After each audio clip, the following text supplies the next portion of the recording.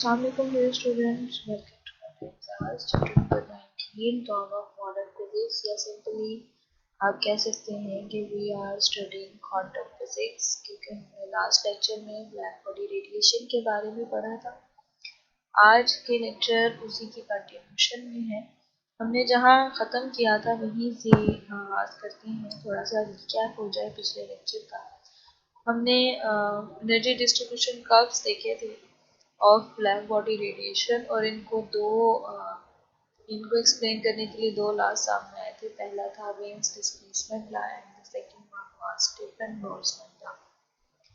और last time आपको ये भी बताया गया था कि ये दोनों law was enough to explain these black body radiation curves, उनकी इंटेंसिटी को, उनके नॉन यूनिफॉर्मिटी को और उनके नॉन यूनिफॉर्म बिहेवियर को एक्सप्लेन करने से कासिर थे। हमारे पास कुछ जनरल फैक्ट्स आए थे कि वेन और स्टीफन बोल्ट्जमैन से पहले क्लासिकल फिजिक्स तो बहुत पहले ही फेल हो गई। क्लासिकल फिजिक्स जो थी, न्यूटन की जो फिजिक्स है, वो ब्लैक बॉडी रेडिएशन के कर्व्स को एक्सप्लेन करने में नाकाम हो। फिर जो वेन्स लॉ आया, उसकी जो एक्सप्लेनेशन थी वो शॉर्टर वेवलेंथ्स के लिए अच्छी थी। हमें चीज़ों की शॉर्टर वेवलेंथ के हद तक समझ आ रही थी। इसी तरीके से स्टीफन लॉ जो है वो लॉन्गर वेवलेंथ को अच्छे से एक्सप्लेन कर पा रहा था और एनर्जी टाइम इंटेंसिटी और टाइम का अच्छा सा रिलेशन दिया। इसी तरीके से वेन्स ने वेवलेंथ और टेम्परेचर का रिलेशन दिया, लेकिन ओवरऑल एक्सप्लेन नहीं कर पाए दोनों लॉज। तब आपके पास प्लांक्स लॉ आया, प्लांक्स थ्योरी आई, जिसने फाइनली ब्लैक बॉडी रेडिएशन को एक्सप्लेन किया। 1900 में मैक्स प्लांक ने ब्लैक बॉडी रेडिएशन के इस एनर्जी डिस्ट्रीब्यूशन कर्व को एक्सप्लेन किया था। प्लांक्स की अजम्पशंस थी। 1900 में उसने एक मैथमेटिकल मॉडल पेश किया था in the form of equation. Obviously mathematical model है तो फॉर्म ऑफ इक्वेशन होगा। तो 1900 में उसने एक मैथमेटिकल मॉडल पेश किया जिसमें उसने ये बात कही कि एमिशन और एब्जॉर्प्शन कॉन्टिन्यूस प्रोसेस है ही नहीं। जब ये कॉन्टिन्यूस प्रोसेस नहीं है तभी इनकी नॉन यूनिफॉर्मिटी बनती। फिर उसने ये कहा कि ये डिस्क्रीट फॉर्म में होती हैं, यानी एब्जॉर्प्शन एमिशन जो है ये डिस्क्रीट फॉर्म में होती हैं और एक पैकेट ऑफ एनर्जी की फॉर्म में होती हैं, जिसे हम फोटोन या क्वांटा कहते हैं। क्वांटा आपके पास एक डिस्क्रीट पैकेट ऑफ एनर्जी है जिसे क्वांटा का नाम दिया गया है या फोटोन का नाम दिया गया है। और उसने कहा कि जो एटम्स हैं ब्लैक बॉडी के, वो एक टाइनी ऑसिलेटर यानी छोटा सा एक वाइब्रेटर है, उसकी तरह एटम्स काम कर रहे हैं। जैसे ही उनके ऊपर रेडिएशंस फॉल होती हैं, वो रेडिएशंस को अब्जॉर्ब करते हैं और रेडिएशन जब एमिट करते हैं तो those are not in the continuous form, वो डिस्क्रीट फॉर्म में है। और वो जो डिस्क्रीट फॉर्म में जब एनर्जी को रिलीज करते हैं तो in the form of photon होती है, पैकेट ऑफ एनर्जी। ये समझे गन फायर हुई है, जो कि आराम आराम से आपके पास शॉट्स की फॉर्म में जो है वो आपके पास एनर्जी रिलीज हो रही है। हर क्वांटा जो है वो ऑसिलेट करता है with discrete packets of energy और उनकी जो एनर्जी है वो एच एफ के इक्वल है। एनर्जी जितनी ज़्यादा होगी, फ्रीक्वेंसी जितनी ज़्यादा होगी, एनर्जी इतनी ज़्यादा होगी। फ्रीक्वेंसी मीन्स कि उनकी वाइब्रेशनल फ्रीक्वेंसी या उनकी ऑसिलेटिंग फ्रीक्वेंसी जितनी ज़्यादा होगी उतनी ज़्यादा उसकी एनर्जी होगी। ये एच जो है that is the Planck's constant और इसकी वैल्यू एसआई यूनिट में 6.63 newton is to the minus 34 joule second है। इसका यूनिट, इसकी वैल्यू आपको ज़बानी याद होनी चाहिए। मैथमेटिकल मॉडल था तो वहाँ से उसने ये वैल्यू कैलकुलेट करके प्रूव किया कि हर फ्रीक्वेंसी के लिए एनर्जी इंक्रीज, मतलब इंक्रीजिंग फ्रीक्वेंसी के लिए एनर्जी इंक्रीज होती है, दोनों डायरेक्टली प्रोपोर्शनल है। और किस हद तक इंक्रीज होती है वो उसने एक कांस्टेंट दिया जिसे प्लांक्स कांस्टेंट का नाम दिया गया। तो उसने कहा कि ये जो नॉन यूनिफॉर्म बिहेवियर है ये इसी वजह से कि एनर्जी जो है वो आपके पास कंटिन्यूस फॉर्म में ना एब्जॉर्ब हो रही है ना एमिट हो रही है, बल्कि वो तो डिस्क्रीट पैकेट की फॉर्म में हो रही है। तो डिस्क्रीट पैकेट जो है उसे फोटोन का नाम दिया गया और उन फोटोन्स की एनर्जी के लिए उसने ये फार्मूला डिड्यूस किया और उसकी इस कंट्रीब्यूशन पे उसे नोबेल प्राइज दिया गया in 1918। अब यहाँ तक चीज़ें हमें क्लियर हो गई हैं। अब फोटोन को डिस्कस करते हैं कि what are the photon. Photons are the discrete packets of energy. ये ऐसे पार्टिकल्स ऑफ लाइट हैं। जब मैं लाइट की बात करूँगी उसमें सिर्फ आपने विजिबल नहीं सोचना, उसमें अब आपके पास इंफ्रारेड भी आ जाएगी, अल्ट्रावायलेट भी आ जाएगी, radio waves, microwaves. Light is not visible. ये आपके पास तमाम जितनी भी रेडिएशन, इलेक्ट्रोमैग्नेटिक रेडिएशन आ जाती हैं, तमाम की तमाम जो है वो लाइट में इंक्लूड होती है।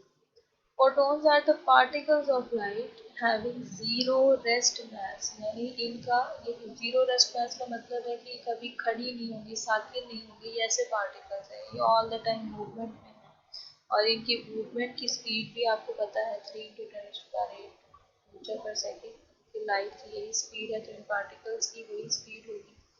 moves with the speed of light carrying momentum, इनका मोमेंटम भी है और एनर्जी भी है। जब भी कोई भी इलेक्ट्रॉन ट्रांजिशन करता है या जहाँ पे एब्जॉर्प्शन और एमिशन वाला प्रोसेस होता है, वो बेसिकली फोटोन की वजह से होता है। अगर कोई भी एटम फोटोन एब्जॉर्ब कर रहा है या इलेक्ट्रॉन जो है वो फोटोन एब्जॉर्ब कर रहा है, तो उसने एनर्जी गेन कर ली। अब जब वो उस एनर्जी को रिलीज करेगा वो in the form of photon करेगा, यानी जितनी भी ट्रांजिशंस हैं वो फोटोन की वजह से होती हैं।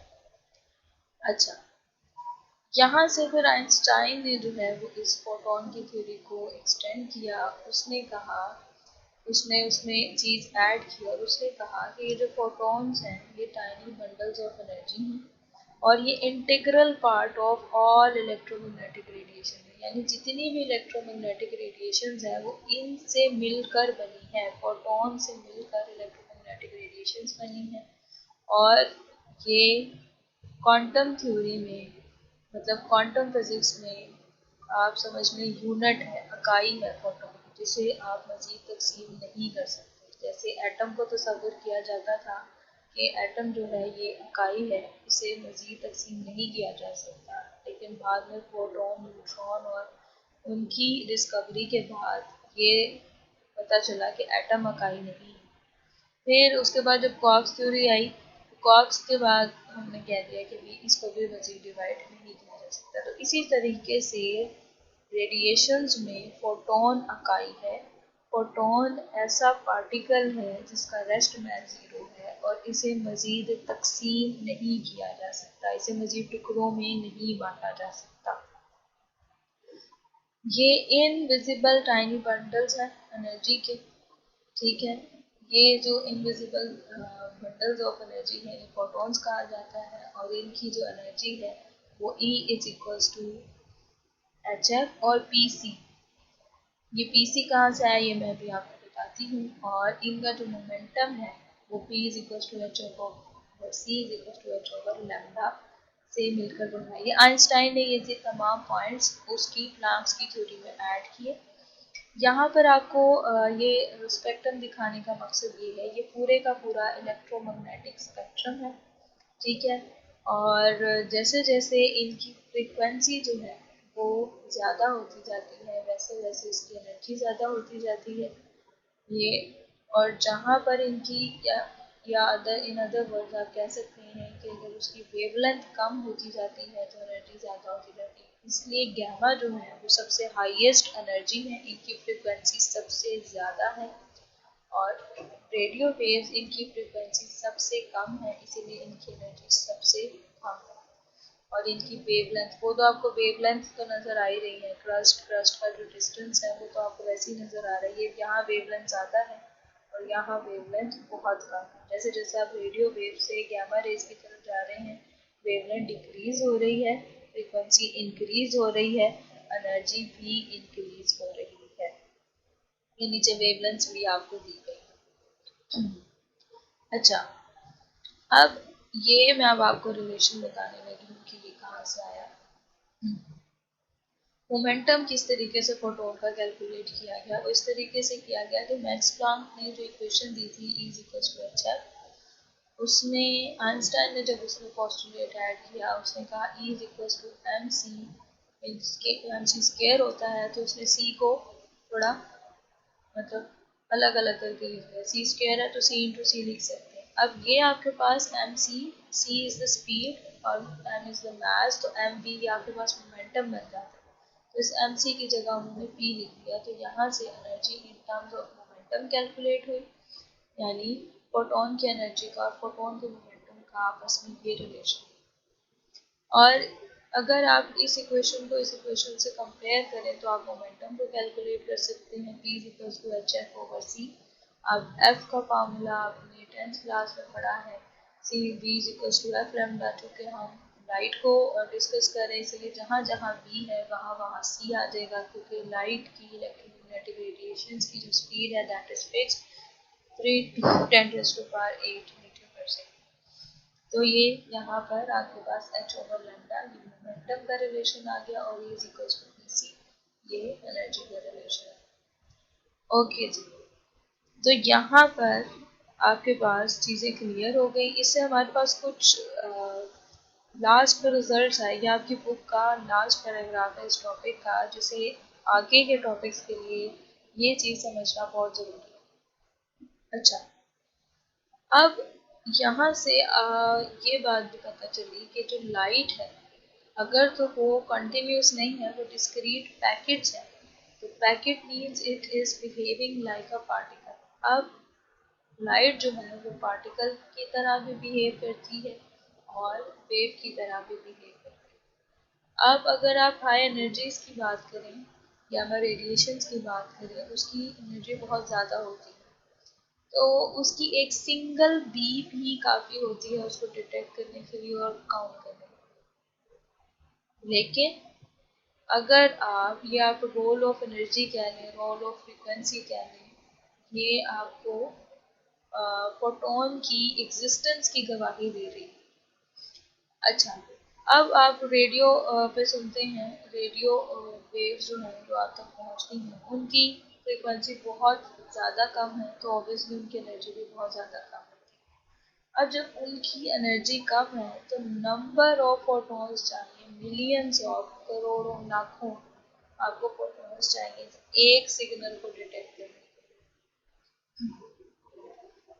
तब आपके पास रेडियो वेव्स जो है वो डिटेक्ट होती हैं, यानी जब आपके पास एक चीज़ तादाद में आ रही है, क्योंकि इनकी वेवलेंथ आपको नज़र आ रही है बहुत ज़्यादा है, तो जब नंबर ऑफ आपके पास डिस्क्रीट पैकेट्स आएंगे तब आपको रेडियो वेव की एग्जिस्टेंस का पता लगेगा। अब चूंकि वो लगातार आ रहे हैं तब आप सिग्नल को डिटेक्ट कर पा रहे हैं, इसीलिए वो जो उनकी स्ट्रीम लाइन ऑफ फोटॉन्स है वो एक वेव फॉर्म कर देता है, वो एक वेव बना देता है।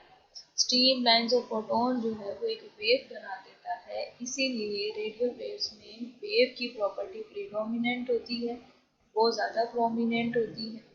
लेकिन जो गामा रेडिएशन है उसमें सिर्फ गामा की सिंगल आप उसे फायर कह लें या आप उसे सिंगल शॉट कह लें, that is enough to detect gamma radiation, क्योंकि इसकी एनर्जी बहुत ज़्यादा होती है। The quanta are so close together in energy value that radio waves are detected as continuous radiation। यही बात जो मैंने अभी आपको समझाई। अच्छा, सिर्फ ये नहीं है कि हम इलेक्ट्रोमैग्नेटिक रेडिएशन सिर्फ रेडियो वेव्स, माइक्रोवेव्स, इंफ्रारेड इन्हीं में एज्यूम कर सकते हैं। हमारी जो डेली लाइफ में होने वाली वाइब्रेशंस हैं वो भी रेडिएशन जो एमिट करती हैं उनकी भी जो है डिस्क्रीट स्टेप्स होते हैं, लेकिन उनकी एनर्जी इतनी कम होती है कि दैट आर नॉट डिटेक्टेबल, उन्हें डिटेक्ट करना बहुत ज़्यादा डिफ़िकल्ट हो जाता है। जो for example mass oscillating system है, सिंपल पेंडुलम है, या इवन कि हमारा बोलना भी, ये जो हमारी बोलने की जो वेव है, यानी इसकी वजह से जो डिस्टर्बेंस जो वाइब्रेशंस क्रिएट हो रही हैं that is very very small, कि हम इनके डिस्क्रीट स्टेप्स को डिफ्रेंशिएट नहीं कर सकते, हमें ये कंटिन्यूस वेव की फॉर्म में ही चीज़ें नज़र आ रही हैं। तो सिर्फ और सिर्फ ये नहीं है कि इलेक्ट्रोमैग्नेटिक रेडिएशन जो है वो उसी में ये चीज़ हमें नज़र आती है, हमें डेली लाइफ में होने वाली वाइब्रेशंस में भी ये चीज़ नज़र आती है। और यहाँ से एक छोटी सी समरी भी आपके पास आ जाती है कि जितनी ज़्यादा एनर्जी उतनी ज़्यादा उसकी फोटोन या डिस्क्रीट पैकेट ऑफ एनर्जी की डिटेक्शन पॉसिबल है। जितनी कम एनर्जी होगी उतनी डिटेक्शन डिस्क्रीट स्टेप्स की फोटॉन्स की मुश्किल हो जाएगी। Quantum effects are only important when observing atomic size structure. ये जो आपको डेली लाइफ एग्जांपल दी है इसमें शायद ज़रूरी भी नहीं है, लेकिन जब आप एटॉमिक साइज पर आ जाते हैं, एटम के साइज पर आ जाते हैं, तब क्वांटम इफेक्ट्स को देखना ज़रूरी हो जाता है। पर एच का जो फैक्टर है यानी प्लांक्स कांस्टेंट का जो फैक्टर है वो सिग्निफिकेंट फैक्टर बन जाता है और ये एक डिटेक्टेबल एनर्जी चेंज को रिप्रेजेंट करता है एटॉमिक लेवल। ओके जी, यहाँ पे आपका ये टॉपिक कंप्लीट हो गया और ये अलग से लॉन्ग में नहीं आता। अगर ये आएगा भी तो इसका क्वेश्चन जो है वो इसी तरीके से बनेगा कि explain black body radiation in terms of Planck's theory। तो आपने जैसे ये चीज़ें लिखी हुई हैं इसी तरतीब से हेडिंग्स बना के आपने इसी तरह से लिखी है। ओके जी, इतना ख्याल रखिएगा। अल्लाह हाफ़िज़।